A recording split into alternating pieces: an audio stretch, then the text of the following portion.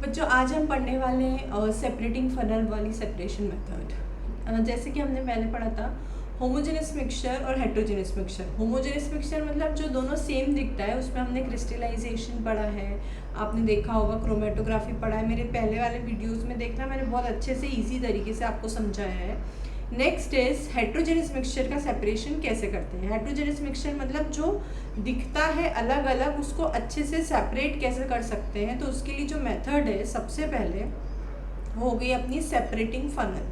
Separating funnel बच्चों laboratory में present होती है, केमिस्ट्री लेबोरेटरी में। इसमें हम बेसिकली क्या करते हैं, इसका सेटअप पूरा रहता है। हमको जो मिक्सचर चाहिए जिसको सेपरेट करना है वो लगाते हैं। तो मैं आपको सेटअप दिखाती हूँ इसका पूरा बना के। बुक में तो आपको मिलेगा ही, लेकिन मैं आपको बना के भी दिखा रही हूँ यहाँ पे, ताकि आपको समझ आए कि इसको करते कैसे हैं।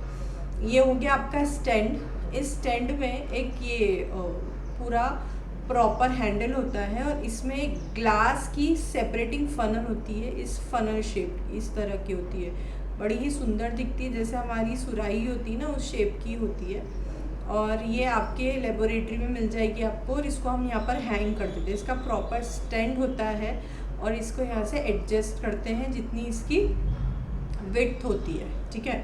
फिर यहाँ पर एक स्टॉप कॉक होता है, स्टॉपर, जिससे आप इसको बंद चालू कर सकते हो। यहाँ पर ये एंड हो जाता है इस तरह से, और फिर यहाँ पर हम नीचे एक बीकर रख देते हैं, ठीक है। अब जैसे कि मुझे क्या सेपरेट करना है, फॉर एग्जांपल हमको सेपरेट करना है मस्टर्ड ऑयल एंड वाटर, ठीक है। अब मस्टर्ड ऑयल भी सबने अपने घर में देखा होगा। ऑयल और वाटर को अगर मिक्स करते हो तो वाटर ऊपर की तरफ आ जाता है, क्योंकि वाटर की डेंसिटी कम है। तो कोई भी दो लिक्विड मिक्सचर है जिनकी डेंसिटी में डिफरेंस है, उसको हम सेपरेटिंग फनल से आराम से सेपरेट कर सकते हैं। तो इस तरीके से हमने लिया और मस्टर्ड ऑयल और वाटर। सपोज यहाँ पर हमने लिया 5 ml मस्टर्ड ऑयल और 25 ml वाटर, इन दोनों को मिक्स कर इसमें डाल दिया। जब आप इसको अनडिस्टर्ब छोड़ दोगे कुछ टाइम के लिए, तो बच्चों क्या होगा कि जो यहाँ से आपको इसको लॉक करके रखना है, बंद करके रखना है। तो आपको पता है कि वाटर नीचे आ जाएगा, क्योंकि वाटर की डेंसिटी ज़्यादा होती है एज़ कम्पेयर टू ऑयल, ठीक है। और बाकी जो अपना ऑयल है मस्टर्ड ऑयल, वो ऊपर आ जाएगा। तो ये मस्टर्ड ऑयल की लेयर ऊपर बन गई, ठीक है। अब क्या करेंगे, हम इसका जो स्टॉपर है इसको ओपन करेंगे धीरे से, और इसमें से सारा वाटर ड्रॉप वाइज एक्सट्रैक्ट कर लेंगे। तो ये वाटर पूरा कंटेनर में आ जाएगा। फिर हम इसको फिर से बंद करेंगे और ये कंटेनर हटा देंगे। फिर हम थोड़ा सा मिक्सचर होगा, very small amount like 5 ml तक, जिसमें दोनों मिक्स होंगे, उसको सेपरेट कर देंगे। फिर दूसरा कंटेनर लगाएंगे यहाँ पर, और उसमें हम क्या ले लेंगे बच्चों, उसमें हम पूरा मस्टर्ड ऑयल ले लेंगे। तो इस तरीके से दोनों की दोनों लिक्विड मिक्सचर सेपरेट हो जाएंगे with the use of separating funnel. तो ये जनरली जितनी भी जैसे पेट्रोलियम होता है, क्रूड ऑयल होता है, तो उसको ऑयल निकालते हैं हम सी में से, तो पानी के साथ वो मिक्स हो जाता है। तो लेकिन पेट्रोलियम ऑयल को अलग करना ज़रूरी है, तो इसके लिए हम सेपरेटिंग फनल मेथड यूज़ करते हैं। तो it is very widely used in daily life also, ठीक है। चलो आगे बढ़ते हैं। नेक्स्ट मेथड हो गई आपकी क्या, by the process of sublimation.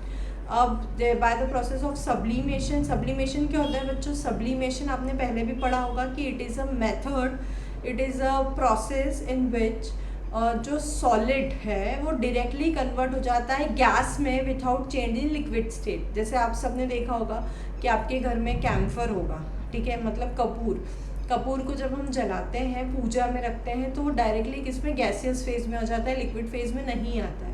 तो ऐसे कुछ लिक्विड्स है, जैसे कि ऐसे कुछ सॉलिड्स है, जैसे कि कैम्फर हो गया बच्चों, और क्या हो गया, NH4Cl।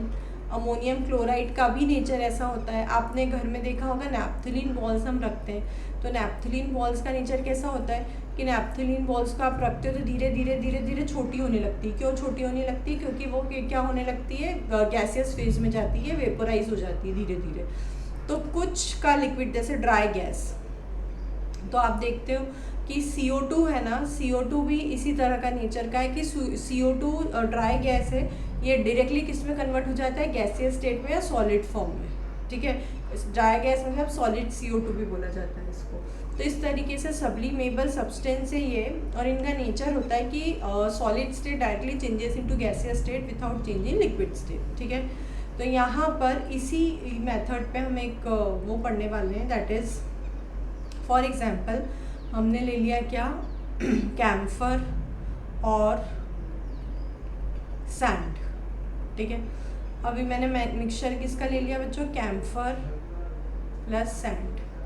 अब दिमाग लगाना पड़ेगा आपको। मैंने बोला कि सजेस्ट द मेथड, तो मैं यहाँ पे ये सोचूंगी कि कैम्फर और सैंड में से इस कैम्फर का नेचर है कि वो उड़ जाएगा अगर मैंने उसको हीट किया तो, ठीक है। तो मैं यहाँ पे दिमाग लगाऊंगी कि मैं उसको हीट कर देती हूँ। तो यहाँ पे मैं पूरा सेटअप करूँगी, जैसे कि मैंने यहाँ पर रखा ट्राइपॉड स्टैंड। ट्राइपॉड स्टैंड आपने अपनी लेबोरेटरी में देखा होगा। फिर उसके ऊपर रखते हैं हम वायर ग्वेज, एक वायर जाली जैसा आता है, इट इज़ ट्रांसपेरेंट वायर का होता है, ताकि क्या हो कि उसको सपोर्ट मिल जाए जो भी आप ऊपर रख रहे हो।